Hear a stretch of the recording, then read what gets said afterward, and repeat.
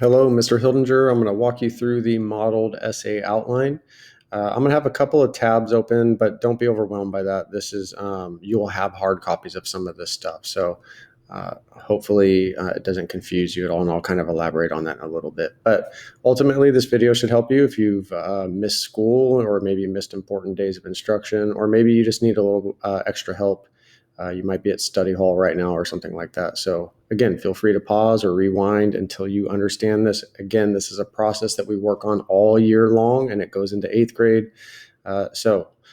It's definitely better to try to fix it early on in the school year. So the first thing I want to mention is I'm going to have these guided slides open. Your teachers probably already shared these with you and presented on it as you guys were working through the modeled essay outline in class. I'm also going to have the resource packet open. Again, you have this laminated sheet usually on your desk, hopefully, as you are working on those assessments. You have a completed source grid, which is really everything. If you have a really good source grid, our assessments are really, really easy. Really, all the work you need to do is done early on, every day in class, collaboratively with group members, with teachers' help. You can take this home. You can make it really as perfect as you need it to be so that the assessment isn't really very stressful at all.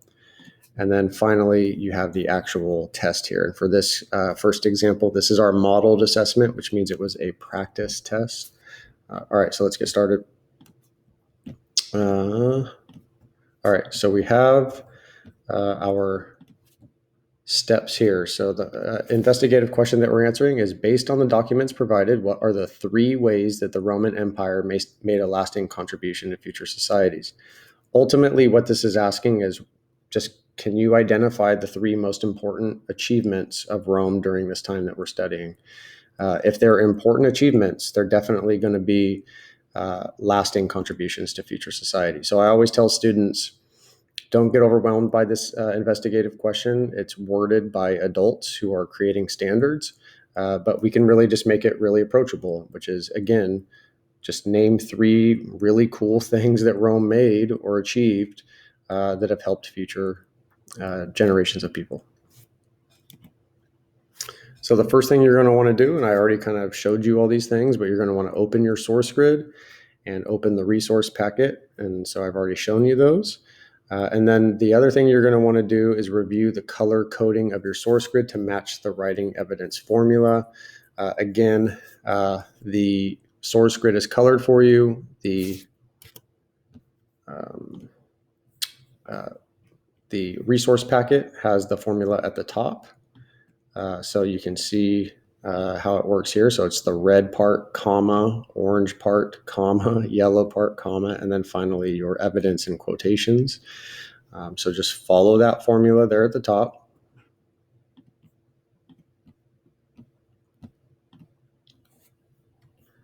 And then here's a really important step, and this is something you're going to want to practice. And what I would say is, as the school year progresses, you should get to the point where we really start to work on what are your 3 pieces of evidence. Right now, we're just hoping you can identify them. You understand that you need to have a different example each time, and they also need to be from a different source each time, which is good, but that's kind of the basics. Ultimately, we want to get to a point where you already know steps A and B, but you're starting to focus more on, like, what is the absolute best evidence that I can find to make my argument. I kind of relate this to, if you're trying to convince your parents that you should be able to stay up later at night, you don't want to just use any 3 pieces of evidence. You want to use like the best possible pieces of evidence that you can find, right? All right, and so step C says to highlight your 3. So I will show you on the source grid. This student highlighted their 3. You can see here in the dark green color, these are the 3 pieces of evidence that they chose. And so let's double check to make sure that they're all from different sources. So this one is from the Evan Andrews article. This one is from the McGraw-Hill textbook. And this one is from the National Geographic website. So they did a good job of choosing one from 3 different sources. And let's double check to see that they're 3 different topics. So it looks like this one's talking about their government. This one's talking about the aqueducts. And this one is talking about the Roman military.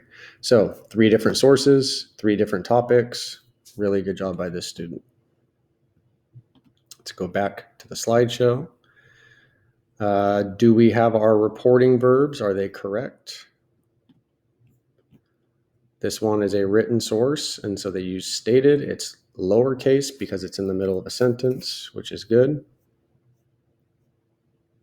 McGraw-Hill textbook is another written source. They used claimed. It's lowercase, which is good. And then finally, National Geographic website. They use stated again because it's a written source and it's lowercase. So right now, everything is looking good. I can also see that because they're all written sources, all of their quotes should have quotation marks. And it looks like they all do, which is awesome. So had they used like the Jed Bloom video, for example, they wouldn't have quotation marks on their evidence because that student paraphrased that evidence. All right, on to the next slide. We want to make sure that we're not doing a claim. You guys all did a really good job on your claim worksheet. So remember, like, PlayStation is better than Xbox. Boom, that's a claim, right? But with a thesis, we need to kind of up the ante a little bit. And so it would be PlayStation is better than Xbox because, and then you would list reason 1, 2, and 3. And so what we're doing for this guided essay outline is a thesis. And we have the sentence frame for you here.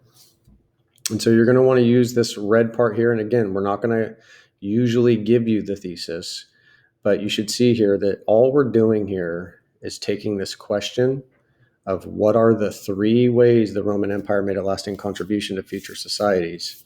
And we're just answering it. The Roman Empire made a lasting contribution to future societies with, and then we're going to list our 3 examples. Now, based on this student's source grid, the 3 examples look like it's going to be government, aqueducts, and military. So let's go back. They should say government, aqueducts, and military, right?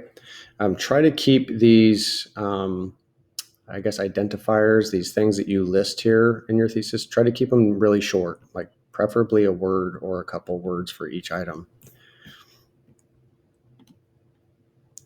All right, and then we're going to use the writing evidence formula to complete our evidence statements. Remember, all of this stuff lives inside of a paragraph within an essay.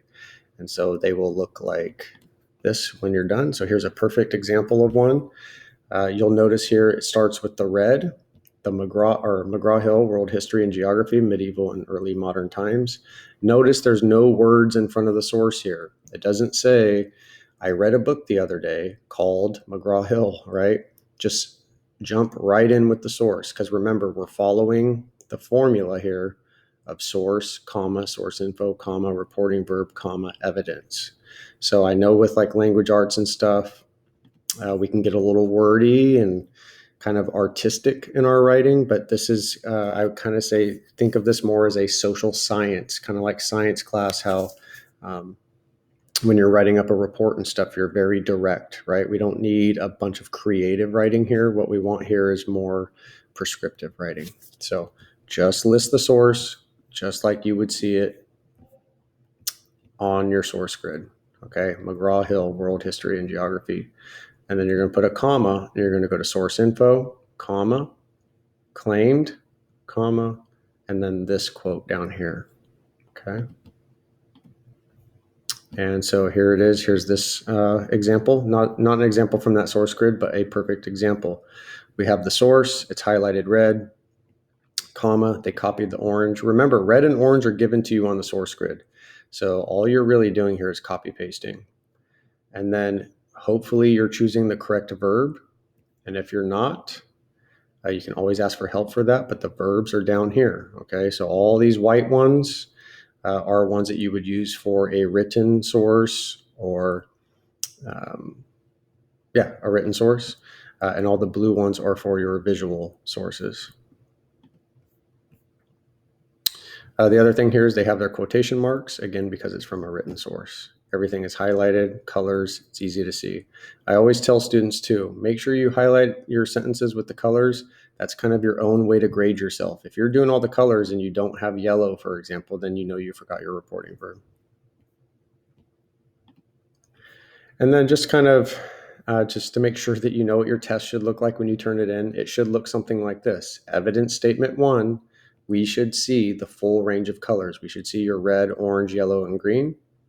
And then we should go down to evidence statement 2, and we should see the same thing, red, orange, yellow, green. So we should see 3 of these when you're done, right? Also, if you remember from this thesis, if the first example you give up here is government, then your first, if your first example on your thesis was government, then on your test, this first quote should be your government quote, okay? If your third one on your thesis was aqueducts, then your third one on here should be aqueducts. It should follow the same format in terms of order as your thesis did. So that's pretty much it. You're going to put your thesis up here following the frame that we gave you. And you're going to have your 3 evidence statements here. And so we should see all 4 colors here, all 4 colors here, and all 4 colors here. Again, I know it's a lot of information, but feel free to pause it and rewind it, and hopefully this helps. Thank you. And if you have any questions, please ask your teacher.